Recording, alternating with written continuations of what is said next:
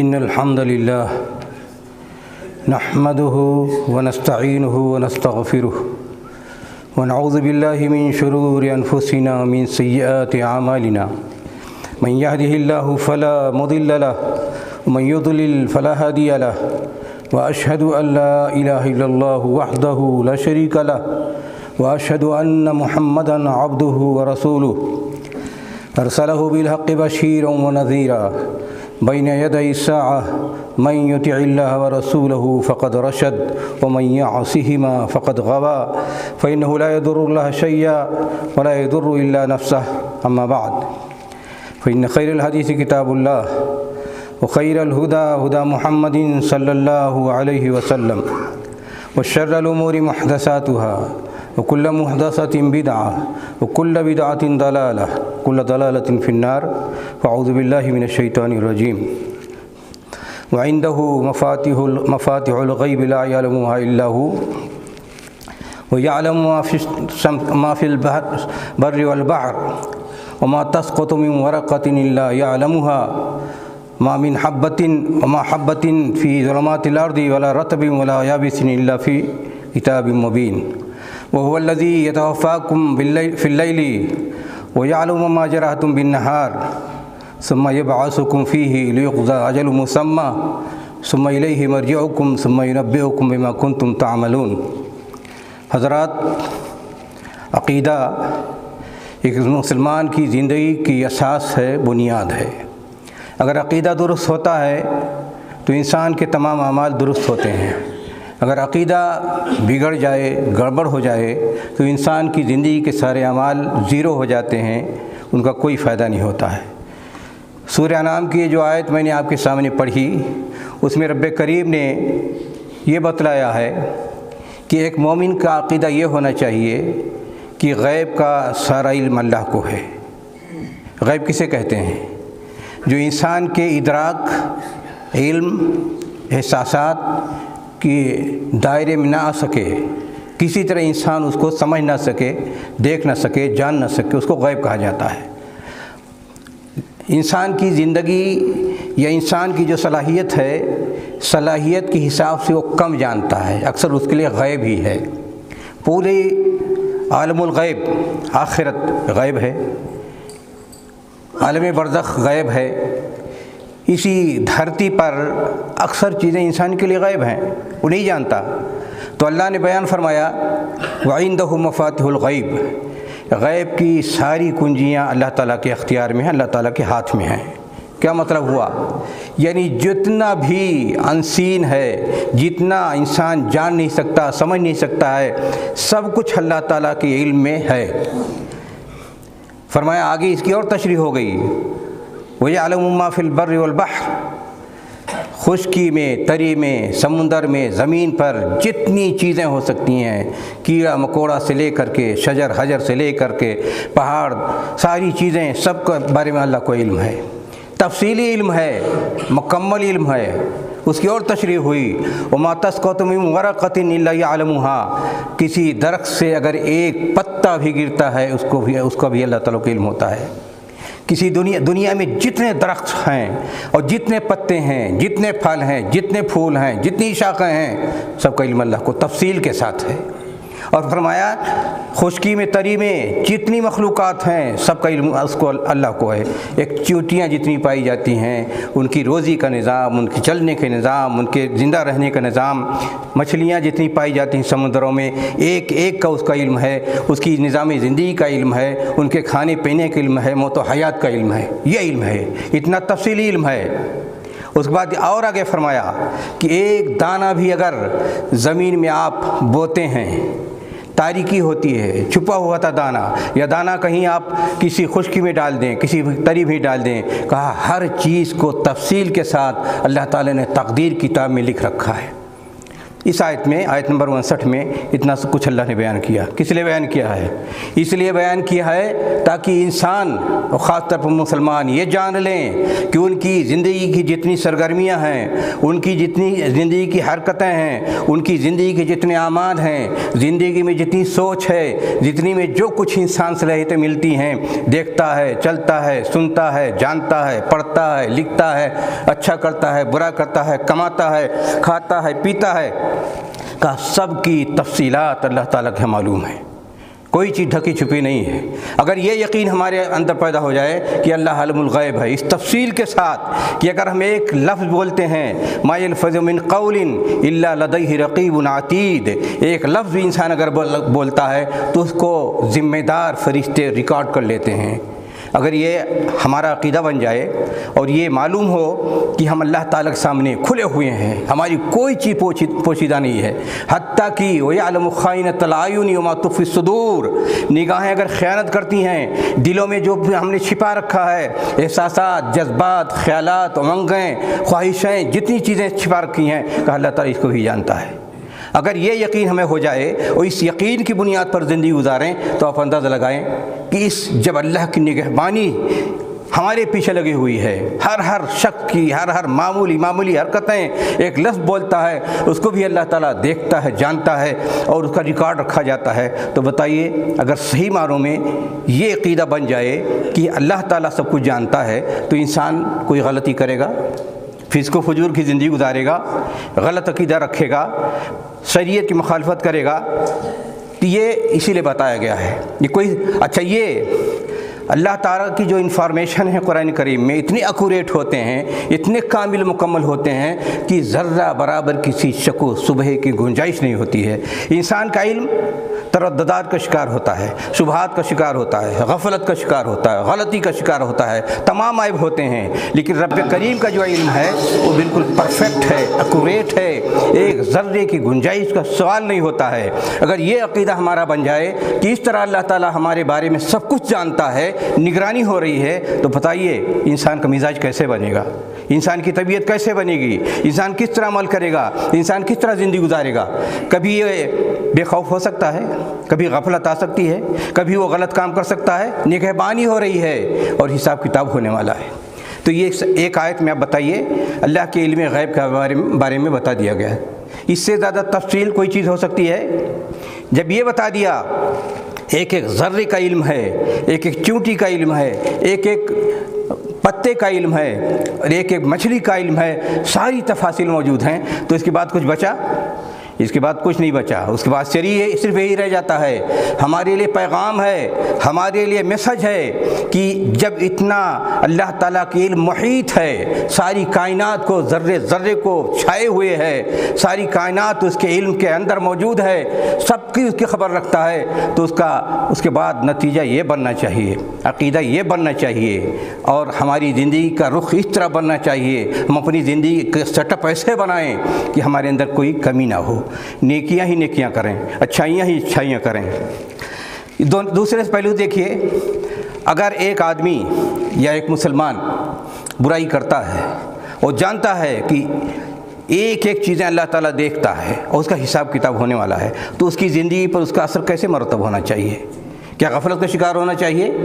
کہ ہمیشہ مستعد رہنا چاہیے، چاقو چوبند رہنا چاہیے کہ کوئی غلطی مجھ سے نہ ہو ورنہ پکڑے جائیں گے؟ اس دنیا کی زندگی میں اگر کوئی پولیس سے آپ کی نگراں ہو، کوئی جاسوس آپ کا نگراں ہو، تو پھونک کر قدم اٹھائیں گے، کہیں پکڑ میں نہ جائیں، کہیں گرفتار نہ کر لیے جائیں، کہیں ڈنڈے نہ لگنے شروع ہو جائیں. تمام پریشانیوں سے انسان ہمیشہ مستعد رہے گا، ہمیشہ چاقو چوبند رہے گا.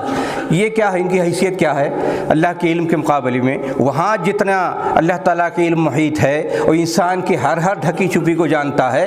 انسان حتیٰ کی جو چیزیں ایک آدمی کو اس کی بیوی نہیں جانتی، اس کا بچہ نہیں جانتا، اس کی ماں نہیں جانتی، اس کے بیٹی نہیں جانتی، اس کا کوئی صحیح دوست، پکا دوست نہیں جانتا ہے، وہ ساری چیزیں اللہ تعالیٰ جانتا ہے. حتیٰ کہ انسان خود نہیں جانتا جو چیزیں، وہ بھی اللہ تعالیٰ جانتا ہے. 24 گھنٹہ میں انسان کتنی اچھائیاں کرتا ہے، کتنی برائیاں کرتا ہے. اگر پوچھا جائے کہ بتاؤ آپ نے 24 گھنٹہ میں کتنی غلطیاں کی ہیں، کتنی اچھائیاں کی ہیں، کوئی آدمی بتا سکتا ہے؟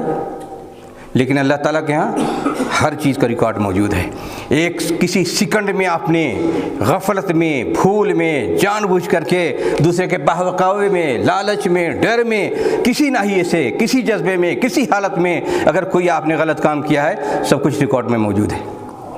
اور قیامت کے دن یہ ساری چیزیں سامنے آ جائیں گی۔ اللہ تعالیٰ نے فرمایا، رسول گرامی صلی اللہ علیہ وسلم فرمایا، انما ہی اعمالکم احصیھا لکم ثم اوفیکم ایھا فمن وجد خیرا فلیحمد اللہ ومن وجد غیر ذلک فلا یلومن الا نفسہ۔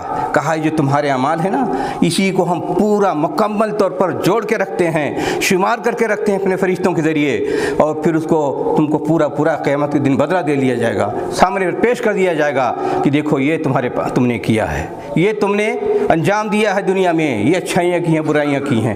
کہا جو آدمی قیامت کے دن اپنے نام اعمال میں اگر دیکھے گا کہ وہ اس کا خیر ہے، اچھا ہے، اعمال نامہ بہتر ہے، تو اس کو چاہیے اللہ تعالیٰ کی حمد بیان کرے، اور اگر دیکھے کہ شر ہے، برائیاں جو کی ہیں، اس کا سب کچھ ریکارڈ موجود ہے، فلا یلومن الا نفسہ، تو اپنے آپ کو ملامت کرے، وہ خود ہی اس کا ذمہ دار ہے۔ تو یہ ہے عقیدہ علم غیب سے انسان کے اندر بیداری آتی ہے، ذمہ داری پیدا ہوتی ہے، احساس و شعور پیدا ہوتا ہے، اپنی حیثیت جانتا ہے، دنیا آخرت کے بارے میں فکر کرتا ہے، اس کو کس طرح رہنا چاہیے، چلنا چاہیے، کیا عقیدہ بنانا چاہیے، ساری تعلیمات اس سے مل جاتی ہیں جو اللہ تعالیٰ نے اس آیت میں بیان فرما دیا ہے۔ اس سے زیادہ دنیا میں آج کے زمانے میں جو یہ ڈیجیٹل سسٹم چلا ہے، ہر چیزیں ریکارڈ کرنے کی کوشش کی جاتی ہے، اس میں اتنا دم نہیں ہے کہ ایک انسان کی زندگی کو مکمل طور پر ایک منٹ سیکنڈ کا ریکارڈ کر سکے، لیکن اللہ تعالیٰ نے کرامن کاتبین کو جو متعین کیا ہے، وہ ہر لمحہ، ایک سیکنڈ، ایک منٹ، ہر آدمی کی ساری چیزوں کو ریکارڈ کیا جا رہا ہے، اور اس میں یہ بھی کہ کسی طرح کی کوئی غلطی نہیں ہے، مکمل ایکوریسی کے ساتھ سب کچھ ریکارڈ کیا جا رہا ہے۔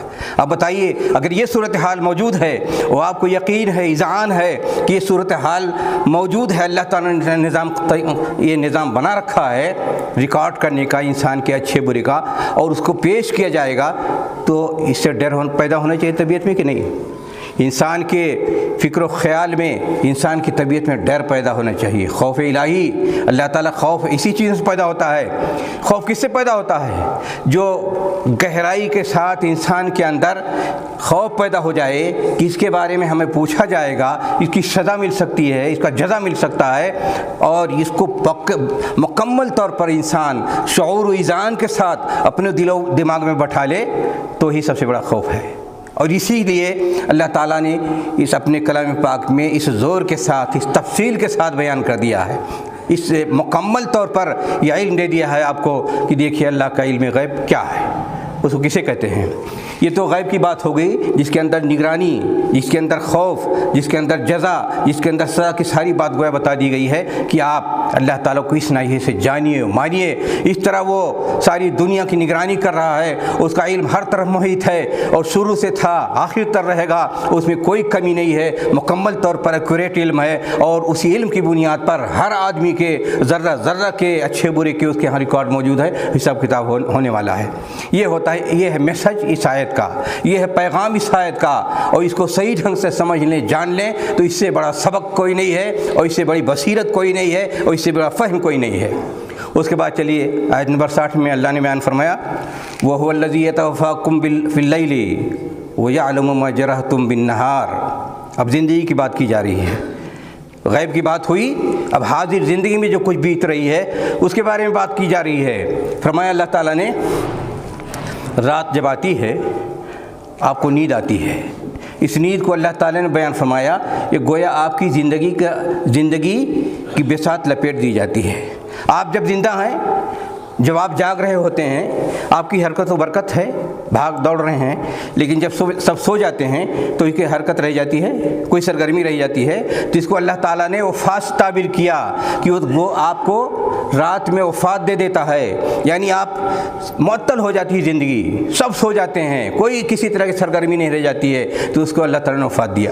اچھا، یہ بھی بیان، اس سے اللہ تعالیٰ سبق دینا چاہتے ہیں کہ آپ جب سو گئے، بے اختیار ہو گئے، بے خبر ہو گئے، آپ کی ساری صلاحیتیں سو گئیں، اور اگر اللہ تعالیٰ چاہے تو دو شکل ہوئی، ایک تو ساری صلاحیتیں سو جاتی ہیں اس وقت، تو آپ بالکل ہرکر بدکر نہیں, گویا موت کی طرح مردہ ہو گئے. دوسرے کہا کہ یہ بھی ہے کہ زندگی دوبارہ اللہ تعالیٰ دیتا ہے.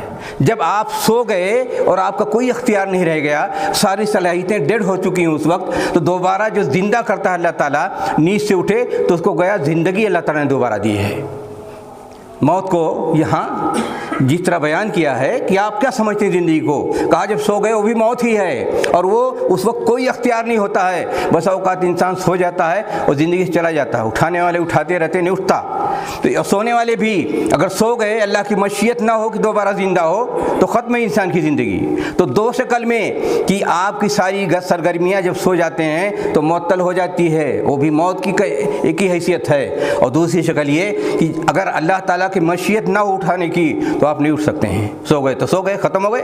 جس طرح آپ کی ساری زندگی کی صلاحیتیں معطل ہیں اور سرگرمیاں ختم ہیں, تو اللہ تعالیٰ زندگی بھی لے لے. تو یہاں دو اللہ تعالیٰ نے باتیں بتائی ہیں کہ زندگی آپ سو گئے تو اس کو موت سمجھ لیں, اور دوسرے یہ کہ جب آپ سو گئے اللہ تعالیٰ کی مشیت نہ ہو تو آپ اٹھ بھی نہیں سکتے ہیں, سوتے ہی رہ جائیں گے. اگر اللہ کی مشیت یہ ہو کہ جتنے لوگ دنیا میں سوئے ہیں دوبارہ نہ اٹھیں تو سوئے رہ جائیں, ختم. کسی کے پاس اختیار ہے کہ جگا سکے؟ دنیا میں کسی کے اختیار ہے کہ جگا سکے؟ اگر اللہ کی مشیت یہ ہو جائے کہ رات آئی سب سو گئے اور اللہ تعالیٰ چاہے کہ اب اٹھنا نہیں ہے ان کو, سب ختم سمجھو, تو کسی کے اختیار میں جگا سکے انسان, زندگی دے سکے؟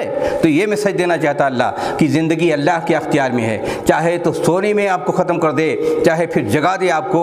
ورنہ یہ بھی ایک زندگی کا مرحلہ ہے کہ ہر روز 24 گھنٹہ محنت, 12 گھنٹہ محنت کرنے کے بعد جب سوتے ہیں تو سو جانا بھی گویا آپ کی ساری صلاحیتیں معطل ہیں, سرگرمیاں معطل ہیں, اور اللہ تعالیٰ اس کو موت قرار دے دے اور مردہ کر دے, تو کسی دنیا میں کسی کے پاس اختیار نہیں ہے کہ انسان کو جگا سکے, ختم ہے وہ. تو یہاں میسج کیا دیا جا رہا ہے؟ میسج یہ دیا جا رہا ہے کہ زندگی میں ساری سرگرمیاں وہ بھی اللہ کے اختیار میں, سوتے ہیں آپ تو وہ بھی اللہ کے اختیار میں, پھر دوبارہ اللہ تعالیٰ اٹھاتا وہ بھی اللہ تعالیٰ کے اختیار میں ہے, آپ کے اختیار میں کچھ نہیں. فرمایا وَهُوَ الَّذِي يَتَوَفَّاكُمْ بِاللَّيْلِ وَيَعْلَمُ مَا جَرَحْتُمْ بِالنَّهَارِ. زندگی جب رات دن میں آپ جتنی سرگرمیاں ہوتی ہیں, کہا وہ سب جانتا ہے اللہ تعالیٰ. آج انسان کی تعداد کتنی؟ 8.5 ارب. ہر آدمی جتنا جو کچھ کر رہا ہے, جب اس کو دن ملا, وہ دن میں جتنی اس کی سرگرمیاں ہیں سب کا اس کو پتہ ہے. دنیا میں جتنا بھی نگرانی کرنے والے موجود ہیں, اس طرح وہ نگرانی کر سکتے ہیں؟ ہے کسی کے اختیار میں؟ بتایا نبی کہ ایک آدمی کی 24 گھنٹہ کی زندگی کی نگرانی نہیں ہو سکتی, اور اس کی جتنی سرگرمیاں ہیں پورا ریکارڈ ڈیجیٹل دنیا نہیں کر سکتی. لیکن اللہ نے فرمایا وَيَعْلَمُ مَا جَرَحْتُمْ بِالنَّهَارِ. جب آپ کو دوبارہ زندگی ملی اور دن آیا تو آپ کی ساری سرگرمیاں جاری ہو گئیں. جتنے لوگ ہیں, جس طرح کی سرگرمی ہے, کہاں سب کچھ اللہ تعالیٰ جانتا ہے. موازنہ کیجئے, آج انفارمیشن ٹیکنالوجی کے ذریعے ساری دنیا کو کنٹرول کرنے کی کوشش کی جاتی ہے اور زیادہ سے زیادہ ریکارڈ رکھنے کی کوشش کی جاتی ہے, لیکن ایک ایک فرد کی زندگی کا ایک ایک لمحہ جو محنت کرتا ہے, کوشش کرتا ہے, جس ڈھنگ کی, جس صلاحیت کی, کوئی جہاز اڑا رہا ہے, کوئی ٹرین چلا رہا ہے, کوئی آفس میں بیٹھ کر کے سیاست کر رہا ہے, کوئی نظام حکومت چلا رہا ہے, کوئی معیشت کا نظام چلا رہا ہے, جتنی سرگرمیاں ہیں سب کچھ اللہ کی نگاہ میں ہیں, سب کچھ اللہ تعالیٰ جانتا ہے, اس کے سوا کوئی نہیں جانتا ہے. یعنی اختیار اللہ تعالیٰ کا اتنا ہے کہ ساری سرگرمیوں کی خبر رکھتا ہے, اور دنیا کی کوئی ایسی طاقت نہیں ہے جو خبر رکھتا ہو. تو اللہ نے فرمایا زندگی, موت, حیات, سونا, جاگنا, سب کی خبر اللہ تعالیٰ کو ہے. پھر فرمایا یہ تو 2 مرحلے ہوئے, سونے کے اور جاگنے کے, اور سونے کا عمل اور زندہ اور دن میں عمل کرنے کا, محنت کرنے کا عمل. پھر تیسرا مرحلہ آیا, فرمایا ثم یبعثکم فیہ لیقضی اجل مسمى. کہا پھر اللہ تعالیٰ موقع دیتا ہے, آپ کو محنت کرتے ہیں, کوشش کرتے ہیں, جو تقدیر میں لکھ دیا گیا ہے, جتنی عمر ہے, جتنا زندگی ہے, جتنا کام ہے, جتنی صلاحیت ہے, سب کو پورا کرنا ہے. یہ مرحلہ تیسرا مرحلہ اللہ نے بتا دیا۔ دیکھیے ایک ہی آیت میں کتنی چیزیں بتا دی جاتی ہیں۔ کہا تیسرا مرحلہ یہ ہے، سونے اور جاگنے، عمل کرنے اور نہ عمل کرنے کے بعد تیسرا مرحلہ یہ ہے کہ آپ کو جتنی زندگی ملی ہوئی ہے، تقدیر میں جتنا لکھ دیا گیا ہے، کون کتنا جیے گا، کتنا کھائے گا، کتنا روزی کمائے گا، کتنا عمل کرے گا، کس کی صلاحیت ہوگی، کہا وہ پورا مرحلہ اور پورا فترہ اور پورا ٹائم پورا کرنا ہے۔ ثم پھر چوتھا مرحلہ، کہا پھر انسان کو لوٹ کر اللہ کی بارگاہ میں جانا ہے۔ ثم ينبئكم بما كانوا يعملون، پانچواں مرحلہ، پھر ساری تفصیلات جتنی موجود ہیں انسان کے عمل کی ریکارڈ کی، سب کو قیامت کے دن پیش کر دیا جائے گا، آگاہ کر دیا جائے گا، یہ لو تم نے یہ کام کیا ہے۔ تو اس ایک آیت میں 5 چیزیں بتا دی گئیں۔ سونے کا مسئلہ، اس کو موت کر اللہ تعالیٰ نے قرار دیا، یعنی انسان جب سوتا ہے بے عمل ہو جاتا ہے۔ دوسرا یہ کہ جب جاگا تو سرگرم ہو گیا، ساری سرگرمیاں عمل جاری ہو گیا، دوسرا مرحلہ۔ تیسرا مرحلہ کہ انسان کو موقع دیا اللہ تعالیٰ نے زندگی گزارے۔ ان تمام 5 مراحل میں کسی کو کوئی اختیار ہے؟ کوئی اختیار نہیں۔ سونے ہی کا مسئلہ لے لیجئے، بس اوقات انسان کو نیند نہیں آتی ہے، بھٹکتا پھرتا ہے ایک اسپتال سے دوسرے اسپتال، ایک ڈاکٹر سے دوسرے ڈاکٹر، لیکن اس کو ساری دوائیاں کھاتا ہے لیکن نیند نہیں آتی ہے۔ اور آج بڑا مسئلہ لوگوں کی نیند کا ہے کہ لوگ ٹینشن کا شکار رہتے ہیں، کتنے لوگ نیند نہیں آتی پریشان رہتے ہیں۔ تو نیند کا مسئلہ، اچھا نیند کا مرحلہ، نیند کا اختیار کس کو ہے؟ اللہ کو ہے۔ پھر نیند سے اٹھانے کا اختیار کس کو ہے؟ اللہ کو ہے۔ پھر یہ کہ جو موقع دیتا ہے کہ آپ دوبارہ آئے، عمل کرو اور جتنی عمر ملی ہوئی ہے اس میں عمل کرو، اس کا اختیار کس کو ہے؟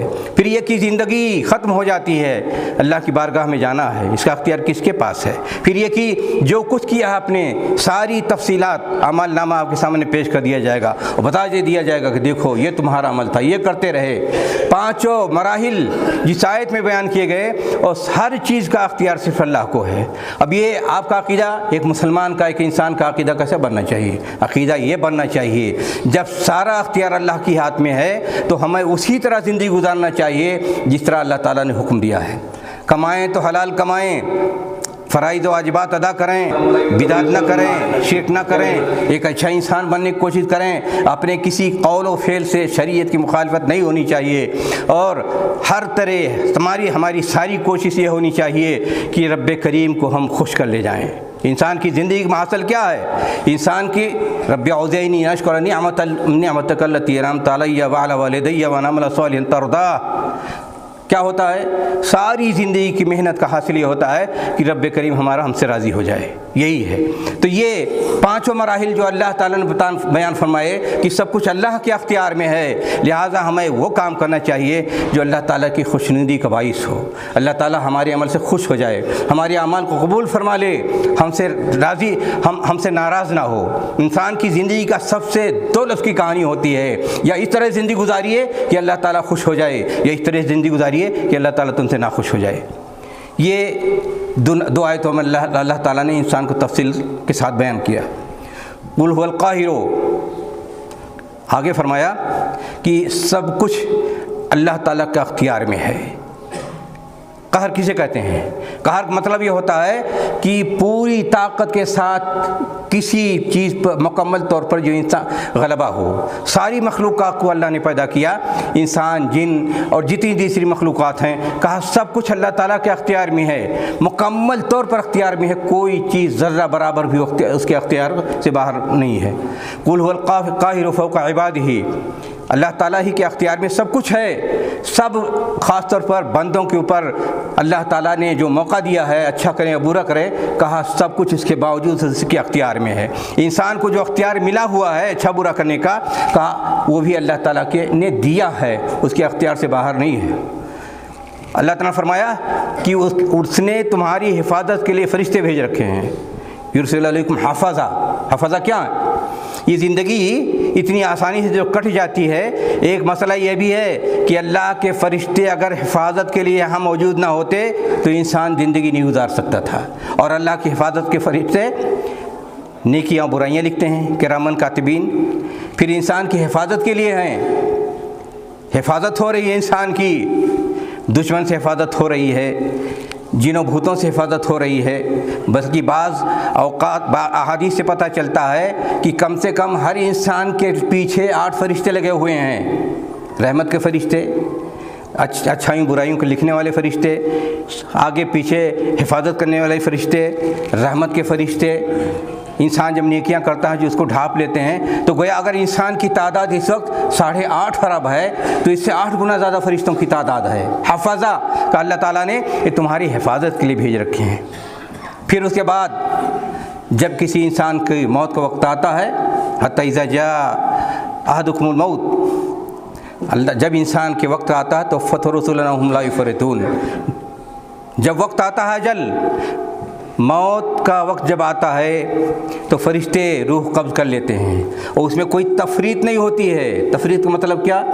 तफरीत ये कि एक सेकंड न आगे न पीछे, जो वक्त मुकर्रर कर दिया गया है उस वक्त के मुताबिक फरिश्ते रूह कब्ज़ करते हैं। सारी दुनिया के लोग अगर इकट्ठा हो जाएं और किसी इंसान को मौत से बचाना चाहें तो एक सेकंड के लिए ताख़ीर करने की ताकत नहीं है सारी इंसानों के लिए। ये फ़रितून का मतलब ये होता है, ना ये फ़रितून, किसी तरह की कोई कमी उनके यहाँ मौजूद नहीं है, किसी तरह की कोई रियायत मौजूद नहीं है। एक सेकंड के लिए आगे पीछे कोई मसला नहीं होता है। अब इससे क्या मैसेज मिलता है? इंसान इतना बेबस है कि मौत का जब वक्त आएगा तो एक सेकंड के लिए आगे पीछे कोई मसला नहीं हो सकता है। तो चौकस रहना चाहिए इंसान को, कब किसी की मौत आ जाए। बस औकात इंसान मौत बचपन में आ जाती है, जवानी में आ जाती है, बुढ़ापे में आ जाती है, किसी वक्त भी आ सकती है। कोई जानता है? मौत के बारे में कोई नहीं जानता है कब किसी की मौत वाक़ई होने वाली है। जो वक्त अल्लाह ताला ने तय कर दिया है उस वक्त में न ताख़ीर हो सकती है, न तक़दीम हो सकती है, न आगे हो सकती है, न पीछे हो सकती है। और अगर किसी इंसान का कोई बहुत चाहता हो लोगों के लिए और सबकी ख्वाहिश हो कि अल्लाह ताला इसको छोड़ दें, किसी इंसान के बस की बात है? इसमें कोई तसर्रुफ़ कर सके? तसर्रुफ़ का कोई अख्तियार नहीं है। सारी दुनिया के इंसान मिल कर के अगर ये चाहें किसी इंसान की मौत में तक़दीम ताख़ीर कर दें तो कोई अख्तियार नहीं, किसी को कुछ नहीं कर सकते हैं। ये अजल का फ़ैसला है, तय है। तो अल्लाह ने यहाँ इस आयत में कितनी चीज़ें बयान की। हिफाजत के फरिश्ते मौजूद हैं, अल्लाह ताला सब पर गालिब है। अब गालिब और कुदरत की बात आप देख लीजिए, सियासी मसला हो, कोई एक महल्ले का मसला हो, अगर गलत किस्म की चीज़ें हों इंसान परेशान हो जाता है। मुल्क का मसला हो, अगर गलत किस्म की सियासत हो रही है, गलत किस्म के लोग हों, जालिम हों, तो इंसान की ज़िंदगी जीरन हो जाती है। लेकिन अल्लाह ताला का जो गलबा है सारी कायनात पर और इंसानों पर, वो गलबा किस तरह का है? कोई जबर नहीं है, कोई जुल्म नहीं है, कोई सितम नहीं है, रहमत ही रहमत है। इंसान को मौका भी मिलता है, गुनाहें माफ़ की जाती हैं, तौबा का मौका मिल जाता है, अल्लाह की रहमत होती है, नेमतें मिल रही हैं। क्या आपने देखा कभी कि अल्लाह ताला नेमत किसी से रोकी? अगर बारिश रोक ले दुनिया ख़त्म हो जाए, अगर सूरज तुलू होना बंद हो जाए दुनिया ख़त्म हो जाएगी, अगर चाँद निकलना आना जाना बंद हो जाए दुनिया के लिए ज़हमत बन जाएगी। अगर अल्लाह ताला इंसान को रोज़ी न दे, रोक ले सब कि किसी को कोई फल नहीं उगेगा, दाना ही नहीं होगा, तो इंसान परेशान हो जाएगा। यहाँ अगर किसी तरह का कोई जुल्म होता है तो इंसान की ज़िंदगी ले ली जाती है, कत्ल कर दिया जाता है, मार दिया जाता है, तरह तरह की सज़ाएँ दी जाती हैं, जेल भेज दिया जाता है, इंसान की रोज़ी रोटी बंद कर दी जाती है, नौकरी मुअत्तल कर दिया जाता है। लेकिन इंसान जी रहा है, अल्लाह को गाली देता है आदमी, उसको भी रोज़ी मिल जाती है। शिर्क करता है उसको भी रोज़ी मिल जाती है, बिदात करता है उसको भी रोज़ी मिल जाती है, बागी है उसकी भी रोज़ी नहीं बंद होती है, उसका भी खाना दाना नहीं बंद होता है। तो अल्लाह ताला ने की जो कुदरत है, अल्लाह ताला का जो इक़्तिदार है, अल्लाह ताला की जो हुकूमत है, अल्लाह ताला की जो मालिकियत है, सारी दुनिया पर ज़र्रे ज़र्रे पर कायम है, बंदों पर कायम है। लेकिन वो वहाँ जौर नहीं, वहाँ जुल्म नहीं, वहाँ जबर नहीं, मोहलत है, तौबा की गुंजाइश है, माफ़ी का मसला है, सारी चीज़ें हो रही हैं। और अगर अल्लाह ताला इंसान के गुनाहों को नज़रअंदाज न करे तो अक्सर इंसान ख़त्म कर दिए जाएँ। आज इतनी बड़ी तादाद है, अगर निज़ाम लागू हो जाए मालिकियत का तो कोई इंसान बचेगा? देखिए, एक अल्लाह ताला की रुबूबियत है जो इंसान को पैदा करता है, पालता है, रोज़ी देता है, खिलाता है, पिलाता है, मारता है, जिलाता है। और दूसरे उसके निज़ाम अल्लाह ताला का एक रहमत का निज़ाम लागू है। रहमत का निज़ाम क्या है? رحمت کا نظام یہ ہے کہ گالی دیتے ہیں وہ لوگ روزی پاتے ہیں، جو لوگ سرکشی کرتے ہیں وہ بھی روزی پاتے ہیں، جو ملحد ہیں وہ بھی روزی پاتے ہیں، کسی کی روزی بند نہیں ہوتی۔ یہ رحمت کا نظام ہے، اسی رحمت کی بنیاد پر یہ دنیا چل رہی ہے اور قیامت تک چلے گی۔ اگر رحمت کا نظام دنیا میں نہ ہوتا، جزا و سزا کا فوراً دنیا میں نظام ہو جاتا تو دنیا کب کی ختم ہو گئی ہوتی۔ آج اگر جائزہ لے لیں، دنیا میں جتنی انسان بس رہے ہیں، اکثریت کافر، مشرک، گناہگار، فاسق، فاجر، ظالم، ستمگر، قاتل، خونی، زناکار، حرام خور، ساری برائیاں جتنی ہوتی ہیں آج اکثریت اسی میں لت پت ہے۔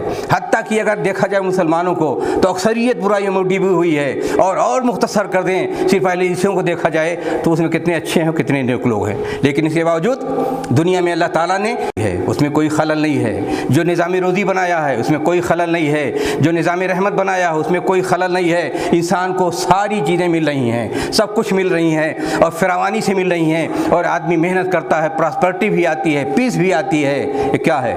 نظام رحمت ہے۔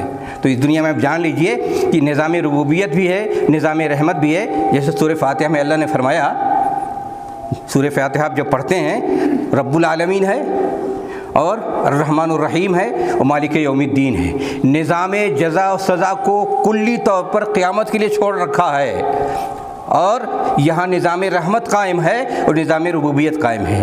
نظام ربوبیت اگر صرف رہتی تب بھی انسان کی پکڑ ہو سکتی ہے، لیکن اس کے بعد اللہ نے فرمایا رب العالمین کے بعد مالک یوم الرحمن الرحیم، تو رحمان اور رحیم ہے اللہ تعالیٰ۔ اچھا، اس میں بھی دو نظام، رحمان یعنی جتنے ہیں دنیا میں گالی دینے والے یا اچھے برے، سب پر اللہ تعالیٰ کی رحمت ہے، جی رہا ہے، کھا رہا ہے، سو رہا ہے، جاگ رہا ہے، زندگی ملی ہوئی ہے۔ اور الرحیم کا مطلب یہ ہوتا ہے کہ رحمت کا خاص نظام مومنوں کے ساتھ ہے، بالمؤمنین رؤوف الرحیم، خاص نظام ہوتا ہے رحمت۔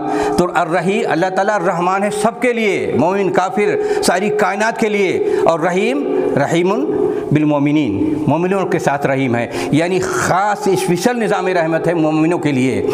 رحمت نازل ہوتی ہے، اس کی نیکیاں بڑھائی جاتی ہیں، نیکیاں قبول ہوتی ہیں، قیامت کے دن اس کو ساری چیزیں ملیں گی اور جنت میں جائے گا، لیکن وہاں کافر کو کچھ نہیں ملے گا۔ تو یہ نظام رحمت قائم ہے اللہ تعالیٰ کا، اور نظام رحمت میں خاص الخاص نظام رحمت مومنوں کے لیے موجود ہے۔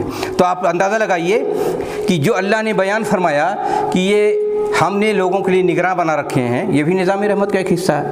اگر پیدا کر کے اللہ تعالیٰ چھوڑ دیتا ہے، جاؤ تم جانو، تمہارا کام جانے، تم ہم سے کوئی لینا دینا نہیں ہے، تو انسان جی سکتا تھا؟ اسی لیے رسول اکرم صلی اللہ علیہ وسلم نے اپنی امت کو یہ دعا سکھائی تھی کہ آپ دعا کیجئے، یا حی یا قیوم برحمتک استغیث، اللہ تعالیٰ تو رحمان ہے، تو رحیم ہے، معاف کرنے والا ہے، میری گناہوں کو معاف کر دے، میری مدد فرما، ولا تکلنی الی نفسی طرفۃ عین، پلک جھپکنے تک کے لیے مجھے میرے اوپر نہ چھوڑ، مجھے نہ چھوڑ، تم جانو تمہارا کام جانے، ایک پلک جھپکنے تک کے لیے۔ تو ایک مومن کی یہ دعا ہوتی ہے، اصلح نشانی کلہ ولا تکلنی الی نفسی طرفۃ عین، میرے سارے حالات کو درست کر دیجئے اور پلک جھپکنے تک مجھے میرے حوالے نہ کرنا۔ تو یہ جو اللہ نے بیان فرمایا کہ هو القاہر فوق عبادہ ویرسل علیکم حفظا حتی اذا جاء احدکم الموت توفت رسلنا وهم لا یفرطون، یہ پورا نظام اللہ تعالیٰ کے ہاتھ میں، سارا اقتدار اللہ کے ہاتھ میں۔ کبھی اس ناحیے سے غور کیا جاتا ہے، کبھی اس ناحیے سے غور کیا جاتا ہے، کبھی اس ناحیے سے قرآن شریف پڑھیں کہ نظام قدرت، نظام حکومت، اقتدار، غلبہ، تسلط، سب کچھ اللہ تعالیٰ کے اختیار میں ہے۔ اگر اللہ تعالیٰ کے اختیار میں نہ ہوتا کہ دنیا نہیں چل سکتی تھی۔ اور اس سے اگر موازنہ کیجئے انسان کے ساتھ، اگر انسان کو کہیں اختیار مل جاتا ہے تو دوسروں کو تنگ کرنا، ستانا، ظلم، زیادتی، جبر، استحصال، اپنا پیٹ بھرنا، دوسروں کو ننگے بھوکے رہنا، یہ ساری کوششیں ہوتی ہیں۔ اور اگر ظالم ٹھہر گیا کوئی تو ساری جس کو چاہے قتل کر دیا، مار دیا، ستایا، زمین چھین لی، جائیداد چھین لی، تباہ برباد کر دیا، یہ تو سب کچھ ہوتا ہے۔ تو اللہ تعالیٰ کا اقتدار قائم ہے، اس میں رحمت ہے، اس میں کرم ہے، نظام ربوبیت ہے اس میں، اور نظام رحمت ہے اس میں۔ اس طرح اس لیے دنیا چل رہی ہے اور چلتی رہے گی۔ اللہ تعالیٰ نے یہ جو نظام بنایا ہے پرفیکٹ ہے اس میں، اور اس میں یہ میسج دیا جا رہا ہے کہ آپ غور سے سوچئے، سمجھیے، جائزہ لیجئے اور اپنے آپ کو سدھاریے، تب جا کر کے انسان صحیح انسان بنے گا۔ قرآن کریم سے بڑی حقیقت اس دنیا میں کوئی چیز نہیں ہے، سب سے بڑی حقیقت یہی ہے، اس سے بڑی سچائی کوئی نہیں ہے۔ رسول گرامی صلی اللہ علیہ وسلم نے بیان فرمایا کہ اگر کلمہ لا الہ الا اللہ کو تولا جائے تو ساری دنیا زمین آسمان کو ایک طرف رکھ دیا جائے اور کلمہ لا الہ الا اللہ کو ایک طرف ترازو پر رکھ دیا جائے تو کلمہ لا الہ الا اللہ بھاری ہوگا۔ سب سے بڑی حقیقت یہی ہے، قرآن کریم کلمہ توحید، اور بار بار جو میسج دیا جاتا ہے وہ اسی لیے دیا جاتا ہے کہ آپ اس کو سمجھیں، جانیں اور صحیح ڈھنگ سے عمل کریں۔ پھر فرمایا اللہ تعالیٰ نے جب انسان کو موت ہو جاتی ہے تو اللہ تعالیٰ کے پاس انسان کو لوٹ کر جانا ہوتا ہے۔ یہ جانا اور آنا اور یہ کہ مر کے اللہ کی بارگاہ میں حاضر ہونا، یہ عمل جاری ہے۔ روزمرہ انسان دیکھتا ہے جیسے کچھ ہو ہی نہیں رہا ہے، لیکن یہی سب سے بڑا نظام ہے کہ انسان اس دنیا میں پیدا ہوتا ہے، اپنے اختیار سے نہیں آتا ہے، زندہ رہتا اپنے اختیار سے نہیں زندہ رہتا ہے، پھر یہ کہ جب مرتا ہے لوٹ کے اللہ کی بارگاہ میں جانا ہوتا ہے۔ پھر فرمایا کہ انسان جب مرتا ہے تو اللہ کی بارگاہ میں پیش کیا جاتا ہے اور اللہ تعالیٰ کے سامنے پیش ہوتا ہے، وہ اسرع الحاسبین، فوری حساب کتاب ہو جاتا ہے۔ یہاں اگر کوئی غلطی ہوتی ہے تو کمیشن بیٹھتا ہے، بس اوقات سال گزر جاتا ہے چھانبین میں اور فیصلہ ہی نہیں ہوتا ہے۔ تو اللہ نے بیان فرمایا حساب کتاب کا نظام اللہ تعالیٰ کے یہاں فوری ہو جاتا ہے، دیری نہیں لگتی ہے، سب کچھ صحیح ریکارڈ ہے، صحیح ڈھنگ سے فیصلہ ہو جاتا ہے۔ وہ اسرع الحاسبین، لہذا انسان کو سوچنا چاہیے جتنا اچھا برا عمل کر رہا ہے وہاں کوئی نہ ڈھکی چھپی چیز رہ سکتی ہے، نہ اس میں اپنے من سے منمانی کر سکتا ہے، تصرف نہیں کر سکتا ہے۔ وہ اسرع الحاسبین، جلد سے جلد فیصلہ فرما دے گا۔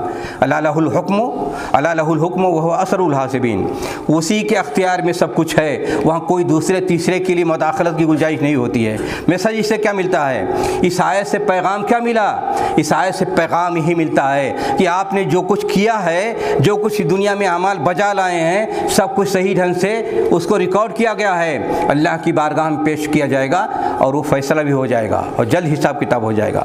اور بسا اوقات حساب کتاب دنیا میں بھی ہوتا ہے، جب انسان بہت زیادہ ظلم و سرکشی کرتا ہے اور دوسروں کی زندگی اجیرن بن جاتی ہے تو اللہ تعالیٰ تھوڑا بہت یہاں بھی مزہ چکھا دیتا ہے۔ تو اسرع الحاسبین میں یہ بھی ہے کہ دنیا میں بھی کچھ انسان کو اس کی غلط فہمیوں، ان کی برائیوں کا مزہ چکھا دیا جائے، اور آخرت میں تو مکمل طور پہ حساب کتاب ہوگا ہی۔ اور اس کو اللہ تعالیٰ نے فرمایا کہ یہ کیا ہے نظام؟ یہ دنیا میں جب کہیں عذاب آتا ہے کسی پر، کیوں عذاب آتا ہے؟ جبکہ جزا و سزا کا سارا اختیار اور سارا معاملہ قیامت کے دن چھوڑ دیا گیا ہے، کہ اس لیے ہے یہ نظام توازن ہے۔ ولولا دفع اللہ الناس بعضهم ببعض لهدمت صوامع وبيع وصلوات ومساجد يذكر فيها اسم اللہ۔ کاش جب دنیا میں ظلم جبر بھر جاتا ہے اور مقدس سے مقدس چیزیں بھی نہیں بچ پاتی ہیں تو اللہ تعالیٰ ان ظالموں کو آپس میں ٹکرا دیتے ہیں، اس کے بعد پھر بیلنس آف پاور حاصل ہو جاتا ہے۔ یہ بھی نظام اللہ تعالیٰ نے بنا رکھا ہے۔ آپ دیکھیے نا، جب کوئی ہٹلر پیدا ہوا تو بھی تباہ ہوا، دوسری طاقتیں آ گئی، جب کمیونزم پیدا ہوا تو دوسری طاقتیں آئیں، ان کو تباہ و برباد کر دیا گیا۔ تو یہ مقامی سے لے کر کے انٹرنیشنل طور پر اللہ تعالیٰ نے یہ نظام بنایا ہے کہ جب زیادہ ظلم ہونے لگتا ہے اور اس دنیا میں سیکرڈ چیزیں بھی، مقدس چیزیں بھی پامال ہونے لگتی ہیں تو اللہ تعالیٰ کچھ ایسا سسٹم کرتے ہیں کہ انسان ٹکرا کے بیلنس آف پاور ہو جائے، ایک کے ہاتھ میں طاقت نہیں رہے۔ یہ ہوتا رہتا ہے، آپ دیکھتے رہتے ہیں، تاریخ پڑھیے یا کسی محلے میں، کسی گھر میں، کسی ملک میں، کسی گاؤں میں، کہیں بھی دیکھیے جو ظلم آیا، عذاب آیا، اور عذاب ڈھنگ کی شکلیں ہوتی ہیں، آتا ہی رہتا ہے۔ تو کس لیے آتا ہے؟ اس لیے وہ اسرع الحاسبین کے تحت یہ چیزیں آتی ہیں کہ بس اوقات دنیا میں جل چکتا کر دیا جاتا ہے تاکہ انسان اس دنیا میں دوسروں کو رہنے کے لیے چین و سکون سے رہنے کا موقع مل جائے۔ اس وقت فرمایا قل هو القادر علی ان یبعث علیکم، اللہ تعالیٰ قادر ہے اس پر کہ تمہارے اوپر عذاب نازل کر دے، آسمان سے اوپر سے عذاب نازل کر دے، تمہارے پیر کے نیچے سے عذاب نازل کر دے، یا تمہارے او یلبسکم شیعا، یہاں تین شکل بتائی عذاب کی کہ دنیا میں بس اوقات عذاب آ سکتا ہے، وہ اسرع الحاسبین کے تحت۔ پہلی بات یہ بتائی کہ یہ عذاب کیسے آ سکتا ہے؟ کہا پہلا یہ کہ آپ کے اوپر سے عذاب آ جائے۔ اوپر سے عذاب آتا ہے کہ نہیں آتا ہے؟ کبھی آندھیاں آ جاتی ہیں، کبھی زبردست بارش ہو جاتی ہے، کبھی زلزلے آ جاتے ہیں، اور کبھی سیلاب آ جاتا ہے۔ تو کبھی اوپر سے عذاب آتا ہے، کبھی نیچے سے عذاب آ جاتا ہے، آتا رہتا ہے۔ اور اس زمانے میں خاص طور پہ جدھر دیکھو کبھی سیلاب آ رہا ہے، کبھی آندھی آ رہی ہے، کبھی بارش ہو رہی ہے، کبھی اولے برس رہے ہیں، اور اتنی کثرت کے ساتھ کہ انسان کی معیشت تنگ ہو جاتی ہے، زندگی تنگ ہو جایا کرتی ہے۔ کہا یہ بھی اسرع الحاسبین کے تحت ساری چیزیں ہیں۔ تو یہ ہو رہا ہے کس لیے ہوتا ہے؟ تاکہ انسان کے جو سرکشیاں بڑھ گئی ہیں، جو ظلم و زیادتی بڑھ گئی ہیں، وہ کم کر دیا جائے، وہ اپنی اوقات میں آ جائے۔ انسان کو اللہ تعالیٰ اوقات میں لانے کے لیے سارا نظام بنایا ہے کہ کبھی کبھی اس طرح کا ہوتا ہے کہ انسان کو اوپر عذاب آتا ہے۔ تو یہ عذاب جب آتا ہے، آپ دیکھ رہے ہیں نا، پریشانی بڑھتی ہے۔ مسلمان تو بہت سے توبہ استغفار بھی کرنے لگتے ہیں، اور کفار کے اندر جو جبر ہوتا ہے، جو اکڑ ہوتی ہے، جو غرور ہوتا ہے، گھمنڈ ہوتا ہے، اس میں بھی کمی آتی ہے، اور انسان نے بہت کچھ بنایا بنایا ہوتا ہے، ساری چیزیں بہہ جاتی ہیں۔ تو یہ ہوا۔ تیسری چیز سب سے زیادہ بھیانک ہوتی ہوئے اور یلبسکم شیعا، کہا خود تمہارے اندر جب سرکشی و بدمعاشی کرو گے تو فرقہ پرستی پیدا ہوگی، جھگڑے پیدا ہوں گے۔ اور یلبسکم شیعا، تمہارے اندر مختلف گروہ آپس میں پیدا ہو جائیں، لڑنا بھڑنا شروع کر دیں۔ آپ دیکھ رہے ہیں دنیا میں کتنے فرقے پیدا ہوتے رہتے ہیں، محلے میں، گلی میں، ملک میں، انٹرنیشنل طور پر۔ یہ سب جو حق سے اتر جاتے ہیں، سچائی کو نہیں مانتے ہیں، ظلم و زیادتی بڑھ جاتی ہے، تو مختلف فرقے پیدا ہوتے رہتے ہیں۔ کہیں گنڈوں کا فرقہ پیدا ہو گیا، کہیں بدماشوں کا فرقہ پیدا ہو گیا، کہیں غلط قسم کے تاجروں کا پیدا ہو گیا، کہیں سود خوروں کا پیدا ہو گیا، کہیں شراب خوروں کا پیدا ہو گیا، کہیں زناکاروں کو پیدا ہو گیا۔ ہوتے ہیں کہ نہیں ہوتے ہیں؟ اور پھر یہ کہ جو دینداروں میں بھی ہیں، ان میں بھی اگر نفس پرستی آتی ہے، لالچ آتی ہے، حرص آتی ہے، غرور آتا ہے، جہالت پیدا ہوتی ہے، تو ان میں بھی فرقہ پیدا ہو جاتے ہیں۔ یہ فرقے کیوں پیدا ہوتے ہیں؟ فرقے اللہ نے بیان فرمایا یہ تمہاری بدعملی کا نتیجہ ہوتے ہیں۔ اللہ کے رسول نے بیان فرمایا کہ دنیا میں یہ ہوتا رہا ہے، یہ انسان کی سرکشی اور بدمعاشیوں کا نتیجہ ہوتا ہے، فرقے پیدا ہوتے رہتے ہیں۔ تو فرمایا کہ یہود کے اندر 71 فرقے پیدا ہوئے، اور یہ نصارہ کے اندر 72 پیدا ہوئے، اور مسلمانوں کے اندر 73 فرقے پیدا ہو جائیں گے۔ 73 فرقے وہ جو ایک عقیدے کی بنیاد پر یکسانیت رکھیں گے۔ شیعوں کے فرقہ پیدا ہو گیا، اور جہمیہ کا پیدا ہو گیا، معتزلہ کا پیدا ہو گیا، خارجیوں کا پیدا ہو گیا، پھر اہل سنت جو بنے رہے اس میں بھی پیدا ہو گئے، حنفی ہیں، شافعی ہیں، مالکی ہیں، دیوبندی ہیں، بریلوی ہیں، فلاں ڈھکا، یہ تو بھی پہچان رکھتے ہیں۔ لیکن اس کے علاوہ ایک ہی فرقے میں مثلا اہل حدیث دیکھیے ساری دنیا میں جو ظلم و زیادتی، جو مکر، جو جھوٹ، سرکشی، دنیا داری کی بنیاد پر الگ بن جاتے ہیں، یہ فرقے ہیں کہ نہیں ہیں؟ یہ کیا ہیں؟ یہ اللہ کا عذاب ہوتے ہیں۔ جب انسان سرکشی کرتا ہے، بدمعاشی کرتا ہے، تو اللہ نے بیان فرمایا تیسری شکل دنیا میں جو اسرع الحاسبین کے تحت ساری چیزیں آتی ہیں وہ یہی کہ پہلا تو یہ کہ اللہ تعالیٰ آسمان سے عذاب اتار دے، دوسرا یہ کہ اندر سے عذاب اتار دے، اور تیسرا یہ کہ آپ کو خود آپس میں لڑا دے۔ وَيُذِيقَ بَعْضُكُمْ بَأْسَ بَعْضٍ، آپس میں لڑتے بھی خوب۔ بھئی دیکھیے یورپ امریکہ میں کتنی لڑائیاں ہوئیں، پہلی جنگ عظیم ہوئی، دوسری جنگ عظیم ہوئی، اور خاص طور پر امریکہ نے 100 سال کے اندر کوئی 1 ارب انسانوں کو مارا ہوگا، ڈائریکٹ انڈائریکٹ۔ یہ ہے وَيُذِيقَ بَعْضُكُمْ بَأْسَ بَعْضٍ کہ ایک دوسرے کو ظلم و ستم کو مزہ چکھائیں، یہ سب ہو رہا ہے۔ تو یہ دنیا میں اسرع الحاسبین کے ساتھ یہ آیا کہ دنیا میں جب انسان کی ظلم و زیادتی بڑھتی ہے، جب انسان کا جبر بڑھتا ہے، جب انسان بدمعاشیاں کرتا ہے تو کوئی سزا ملتی ہے، انسان چیختا چلاتا ہے مجھے کیوں ستایا جا رہا ہے، مجھے کیوں مارا جا رہا ہے، میں کیوں پریشان ہوں، تو 2 شکل ہوتی ہے۔ ایک تو یہ کہ اگر سچا انسان، اچھا انسان ہے تو اللہ تعالیٰ اس کو اور اچھا بنانا چاہتے ہیں تاکہ دنیا میں صاف ستھرا بن جائے، اور آخرت میں جب اس کی بات پرس ہو تو وہ جنت میں چلا جائے۔ اور دوسری شکل ہوتی ہے جب بد کردار ہوتا ہے انسان، غلط کار ہوتا ہے، معصیت میں ڈوبا ہوا ہوتا ہے، فاسق و فاجر ہوتا ہے، شرک و بدعت کرتا ہے،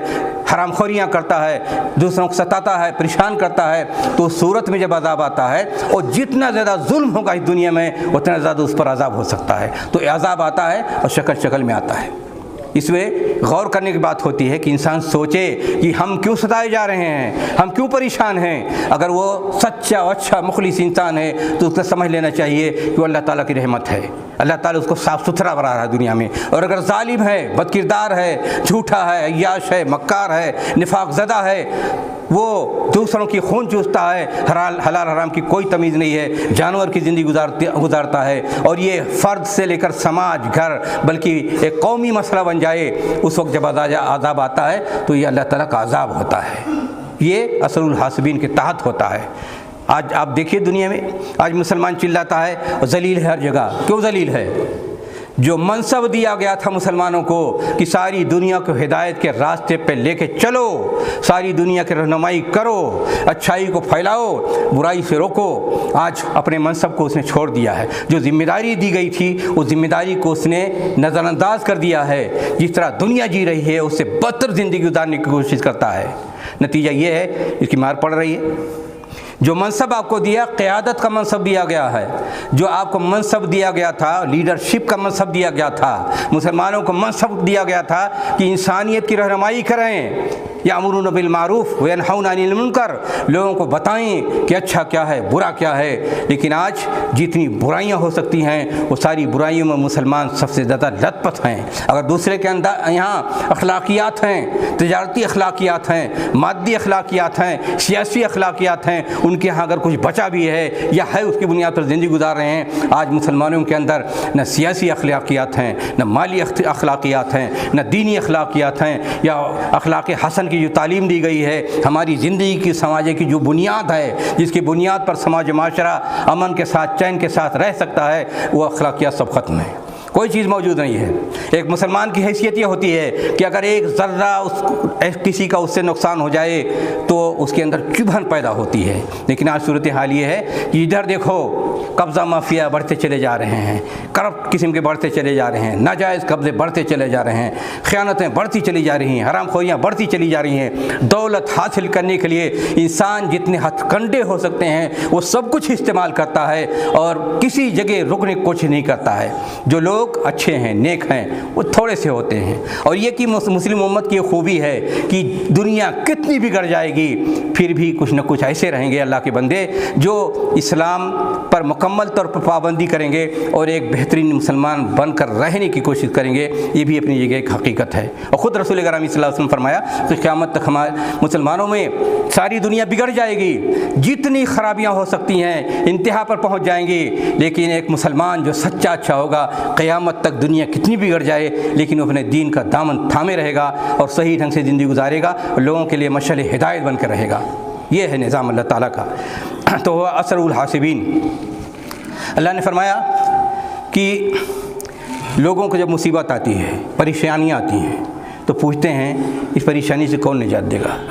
انسان کی مجبوری آج بھی ساری دنیا میں جتنے سرکش ہیں، جتنے ظالم ہیں، جب ان کے اوپر پڑتی ہے تو بھی بل بلانے لگتے ہیں، کون بچائے گا مصیبت سے۔ اور بہت سے واقعات ہیں، بہت سے ایسے واقعات، حتیٰ کہ کمیونسٹوں کا سب سے بڑا ظالم جو حکمراں گزرا ہے، اس کو بھی جب اس کی بچی نے کرسچینٹی اختیار کر لی، اس کی بیوی نے خودکشی کر لی تو بھی پریشان ہوا، لوگوں سے پوچھا کیا کریں، بتاؤ ہم کیا کریں، راستہ ہمارے لیے کیا ہے۔ یہ جو فرانس کا ایک مشہور ادیب مفکر تھا سارٹر، تو زندگی بھی کہتا تھا جو نظر آ رہا ہے صرف اتنے وجود ہے، بقیہ جو ہم نہیں دیکھتے ہیں، نہیں جانتے ہیں، اس کو کوئی وجود نہیں ہے۔ آخرت نہیں ہے، جنت جہنم نہیں ہے، قبر نہیں ہے، عالم برزخ نہیں ہے، کہا دنیا میں جو کچھ ہے اتنا ہی ہے۔ اسی کے نام پر وجودی فلسفہ و وجودیت مانا جاتا ہے، لیکن اس کو جب موت کا وقت قریب آیا اور اس کو ہاتھ شل ہو گئے تو کہا کوئی لاؤ، ترش لاؤ جو اللہ کے درمیان ہمارے درمیان واسطہ بن جائے، ہم اس سے کچھ مانگیں۔ لوگوں نے پوچھا تم تو اللہ کو نہیں مانتے تھے اور جو دنیا نظر آ رہی اتنے کو مانتے تھے، اب کیا ہو گیا؟ کہا سب بکواس تھا۔ تو ایسا وقت آتا ہے جب مصیبت و پریشانیاں آتی ہیں تو ساری دنیا کو اپنی اوقات کا پتہ چل جاتا ہے، وہ اچھی طرح جان جاتے ہیں ہماری حیثیت کیا ہے، اس وقت وہ بھی بل بلانا شروع کر دیتے ہیں۔ تو اللہ نے پوچھا کہ لوگ کہتے ہیں پریشانی جو ہماری آ رہی ہے تو کون اسے ہمیں بچا دے، کون اسے بچائے گا؟ کہا پریشانی آدمی کو دھرتی پہ آ سکتی ہے، سمندر پر سفر کر رہا اس پر آ سکتی ہے، ہوائی جہاز اڑا رہا اس پر وہاں آ سکتی ہے، کہا جتنی ڈھنگ کی پریشانیاں ہو سکتی ہیں، اور زندگی میں ہر انسان ہم کہیں نہ کہیں وہ پریشان ہوتا ہے، وہ ساری دنیا اس کے لیے تاریک ہو جاتی ہے، پھر وہ اس کو ڈھونڈتا ہے کوئی بچانے والا ہے، کوئی ہمارے لیے بچانے والا موجود ہے کہ نہیں ہے، اس وقت سب پریشان ہوتا ہے۔ تو اللہ نے فرمایا کہ کون لوگ پوچھتے ہیں کہ کون ہمیں دنیا کی جتنی مصیبتیں ہو سکتی ہیں زمین میں یا فضا میں یا سمندر میں، کون ہمیں اسے بچائے گا؟ اس وقت انسان روتا ہے، گڑ گڑاتا ہے، دعائیں کرتا ہے، خوشی زور زور سے روتا ہوتا ہے۔ وہ انسان کی زندگی کا سب سے زیادہ کم ترین لمحہ ہوتا ہے اور سب سے زیادہ یقین کا لمحہ ہوتا ہے۔ بس اوقات اسی وقت انسان سدھر جاتا ہے، اس کی سرکشی دور ہو جاتی ہے۔ تو اللہ نے فرمایا کہ بتا دیجئے کہ اللہ اچھا وہ اس وقت وعدہ بھی کرتا ہے کہ اللہ تعالیٰ نے اگر ہمیں اس سے بچا دیا تو ہم بہت اچھے بن کے رہیں گے، اللہ کے شکر گزار بن کر رہیں گے، سرکشی نہیں کریں گے، جہالت نہیں کریں گے، ظلم و زیادتی نہیں کریں گے۔ اس وقت اعتراف بھی ہوتا ہے، وعدہ بھی ہوتا ہے، اور اپنی حیثیت کی پہچان بھی ہوتی ہے۔ تو اللہ نے فرمایا کہ دیکھو یہ کیوں کہا گیا، یہ کیوں اس آیت میں کہا گیا؟ اس لیے بتانے کے لیے کہ انسان کے احساسات اور جذبات اس وقت پگھل جاتے ہیں جب پریشانی میں مبتلا ہوتا ہے۔ جب پریشانی آتی ہے تو سب کچھ اس کی ہیکڑی ختم ہو جاتی ہے، غرور ختم ہو جاتا ہے، بدمعاشیاں ختم ہو جاتی ہیں۔ وہ اس وقت کا لمحہ اتنا زیادہ قیمتی بھی ہوتا ہے، اتنا زیادہ انسان کی مجبوری کی بھی ہوتا ہے، انسان کی اس وقت تضرع کی بھی وقت ہوتا ہے، دعا و گریہ زاری کی بھی وقت ہوتا ہے۔ کہ ایسے وقت میں انسان پریشان ہوتا ہے تب دعا کرتا ہے اور وعدہ کرتا ہے کہ اب غلط کام نہیں کریں گے۔ ہوتی ہے نا صورتحال، یہ جب وقت آتا ہے تو ہوتی ہے نا صورتحال۔ رسول اللہ تعالیٰ نے بیان فرمایا، کفار مکہ کا بیان کیا، جب مکہ میں رسول گرامی صلی اللہ علیہ وسلم دعوت و تبلیغ کرتے تھے، یہ مشرکین نہیں مانتے تھے اور پھر بھی شرک کرتے رہتے تھے۔ تو اللہ نے کہا پوچھئے ان سے، جب یہ سمندر میں تجارتی سفر کرتے ہیں، کشتی ڈوبنے لگتی ہے تو کس کو پکارتے ہیں؟ اس وقت خالص اللہ کے بندے بن جاتے ہیں، اس وقت ساری دنیا کے جتنے معبودان باطل ہوتے ہیں سب کو انکار کر دیتے ہیں، لیکن جیسے باہر آتے ہیں پھر شرک کرنے لگتے ہیں۔ تو اللہ نے فرمایا انسان کی کمزوری ہے، جب وہ پریشان ہوتا ہے، ساری دنیا اس کے لیے تاریک ہو جاتی ہے، کوئی مددگار اور نجات دہندہ نظر نہیں آتا، اس وقت چیختا ہے، چلاتا ہے، دعائیں کرتا ہے، گڑ گڑاتا ہے، روتا ہے، اور ایسا لگتا ہے جیسے آج اس کے اندر یقین و ایذان کے چشمے پھوٹ پڑے ہیں، آج وہ سچائی کو جان لیا ہے، آج اس کے دل و دماغ میں معرفت کی قندیلیں جل اٹھی ہیں، اس وقت یہ کیفیت ہوتی ہے۔ پھر اللہ نے فرمایا یاد رکھو دنیا کے جتنے انسان ہیں اللہ تعالیٰ ہی نجات دہندہ ہے، اس کے سوا کوئی نجات نہیں دے سکتا ہے، لیکن پھر انسان کی کمزوری ہوتی ہے کہ جیسے نجات پاتا ہے پھر شرک کرنے لگتا ہے، وعدے وعید بھول جاتا ہے، کمزوریاں بھول جاتا ہے۔ یہ انسان کی نفسیات جو ہے اللہ تعالیٰ نے اس آیت میں بیان کر دیا ہے کہ خود غرضی کی نفسیات، کمزوری کی نفسیات، مفاد پرستی کی نفسیات۔ درس یہ دیا جاتا ہے کہ مسلمانوں تم جینوین بن کے رہو، صرف وہ لمحہ نہ انتظار کرو کہ تمہارے پر مصیبت آئیں تب رونا دھونا شروع کر دو، ہمیشہ اللہ سے لو لگائے رکھو۔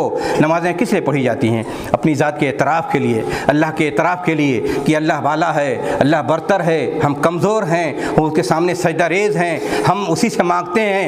اس ایذان کو، اس معانی کو، ان مفاہیم کو دلوں و دماغ میں اتارنے کے لیے یہ ساری چیزیں رکھی گئی ہیں۔ تو اس آیت میں سب سے بڑا جو انسان کے لیے سبق ہے اور انسان کی نفسیات کو اللہ تعالیٰ نے جھنجھوڑ دیا ہے کہ تم جب پریشان ہوتے ہو تو اس پریشانی ہی کے وقت اللہ کو نہ پکارو، اس خود غرضی کا مظاہرہ نہ کرو، بلکہ زندگی میں ہمیشہ ہر حال میں اللہ کو یاد کرتے رہو، اسی سے اللہ لگاؤ، تمہاری دنیا بھی سنور جائے گی اور تمہاری آخرت بھی سنور جائے گی۔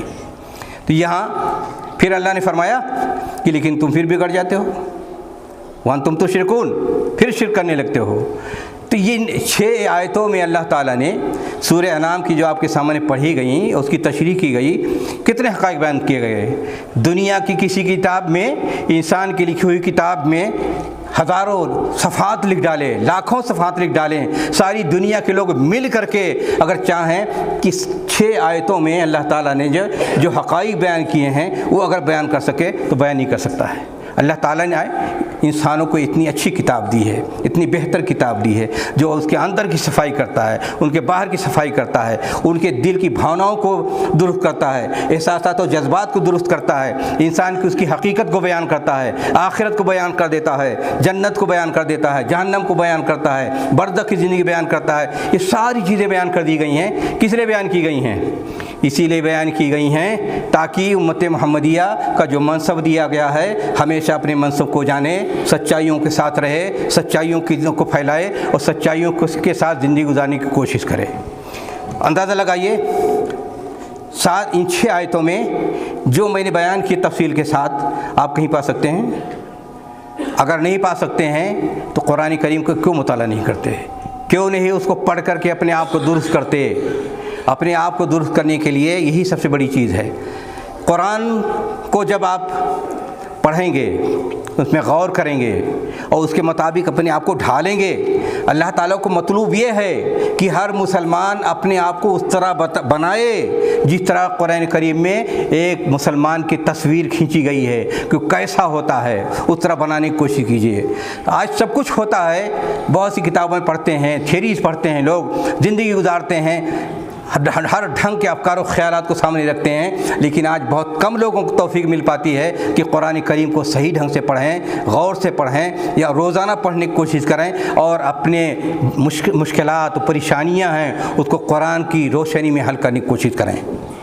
جب بھی کوئی حل کرنے کی کوشش کیا اپنی مشکلات کو قرآن کی روشنی میں، اس کو حل ملا۔ جرمنی میں ایک یہودی لڑکا تھا، وہ ایک ترکی مسلمان تھا، اس کی دکان تھی، بچپن سے آتا رہتا تھا۔ ان کو اس بچے کو ان سے اتنی انسیت ہو گئی کہ وہ اپنے گھر کی جتنی مشکلات ہوتی تھی یا اس کو جو پریشانیاں ہوتی تھی تو آ کر بتاتا اور وہ قرآن شریف سے اس کا کوئی حل بتا دیتے۔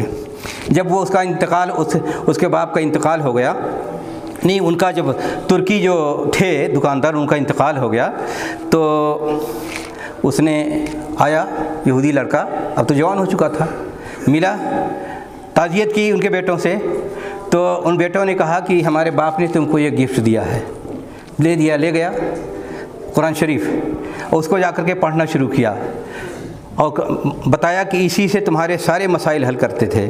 وہ کتاب قرآن شریف پڑھنے کے بعد وہ مسلمان ہو گیا۔ پھر اتنا ڈیوٹ ہوا دین کا کہ دعوت و تبلیغ کے لیے اس نے کوشش شروع کی۔ اس کے بارے میں بتایا جاتا ہے کوئی 10 لاکھ لوگوں کو مسلمان بنایا۔ یہ ایک غیر مسلم یہودی، اس کو بھی اگر توفیق ملی قرآن شریف پڑھا تو اس کا یہ حال ہوتا ہے۔ اسی طرح ایک دوسرا واقعہ ہے، جرمنی کا ایک فٹ بالر تھا، اتفاق سے سعودیہ آیا اور تو ریاض میں کسی خاتون نے اس کو قرآن شریف ترجمہ گفٹ میں دیا، عربی انگلش ترجمہ۔ وہ 20 سال تک اپنی لائبریری میں لے جا کر رکھ دیا، دیکھا نہیں لوٹ کر کے۔ ایک دن اتفاق سے اس نے اٹھایا قرآن کریم اور سورہ فاتحہ اس نے پڑھی۔ سورہ فاتحہ پڑھنے کے بعد اس کی آنکھ کھل گئی، مسلمان ہو گیا۔ پھر اس نے جو دعوت و تبلیغ کے لیے محنت کرنے کی لگا دیا اپنی زندگی کو دعوت و تبلیغ کے لیے، اس کے بارے میں بھی ہے کوئی 10 لاکھ لوگوں کو اس نے افریقہ میں مسلمان بنایا۔ تو یہ ہے، اتنا بڑا خزانہ موجود ہے کہ ایک غیر مسلم بھی اگر بائی چانس اتفاق سے بسا اوقات سن لیتا ہے کہ آج مسلمان ہو جاتا ہے، ایک سورت پڑھ لیا مسلمان ہو گیا، پھر اپنی زندگی کو لگا دیا اسلام کے دعوت و تبلیغ کے لیے اور اسلام کے فروغ کے لیے، اور کتنے لوگوں کو دین کے راستے پر لے آیا۔ مسلمانوں کے اندر خود موجود ہے، پڑھتے بھی ہیں، لگاؤ بھی رکھتے ہیں، گھر میں سجا کے رکھتے بھی ہیں، لیکن پڑھنے کی توفیق نہیں ہوتی ہے۔ نتیجہ یہ ہے کہ اس سے جو استفادہ کرنا چاہیے، اس سے جو فائدہ حاصل کرنا چاہیے، اس سے جو رہنمائی ملنی چاہیے، وہ رہنمائی ہمیں نہیں مل پاتی ہے۔ رہنمائی حاصل کرنے کی ضرورت ہے۔ یہ ہر مسلمان کی زندگی میں قرآن کو داخل ہونا چاہیے۔ طلب العلم فریضۃ علی کل مسلمین، ہر مسلمان بچہ اور بچی کے لیے اوپر ضروری ہے کہ علم دین کو سیکھے، اور علم دین میں سب سے بڑی اولیت کس کی ہے؟ قرآن کریم کو۔ قرآن کریم کو سیکھنا پڑھنا دنیا کی سب سے بڑی سعادت کی بات ہے۔ جو لوگ قرآن کریم پڑھتے ہیں، دل سے جان سے اس کو جانتے مانتے ہیں، ان کو اس سے फ़ायदा दुनिया आखिरत का हासिल होता है। जो आदमी मानी भी नहीं समझता है लेकिन उसकी बरकतें सिर्फ पढ़ने से जो मिल सकती हैं, इंसान उससे महरूम नहीं रह सकता है। कोई और किताब पढ़ता है इंसान को कुछ को सवाब मिलता है, लेकिन कुरान करीम को सिर्फ आदमी माना नहीं जानता है, पढ़ता है, सिर्फ वो टेक्स्ट पढ़ सकता है। तो उसके बारे में रसूल ग्रामी सल्लल्लाहु अलैहि वसल्लम बयान फरमाया कि एक हर्फ पढ़ता है तो उसको 10 नेकियां मिलती हैं, और रमज़ान में हुई बढ़ करके 700 और 700 से ज़्यादा हो सकता है। एक मरतबा कुरान शरीफ अगर ख़त्म कर ले इंसान रमज़ान के महीने में, जितना सवाब पाएगा आदमी गिन सकता है? गिन नहीं सकता है। तो कुरान की बरकतें हैं। एक आदमी टर्की का था, कुरान शरीफ पढ़ना भी नहीं जानता था, वो सतरों पर उंगली घुमाता था और सिर्फ ये कहता था, रोता था कि अल्लाह ताला ये भी तेरा कलाम है, अल्लाह ताला ये भी तेरा कलाम है। क्या है?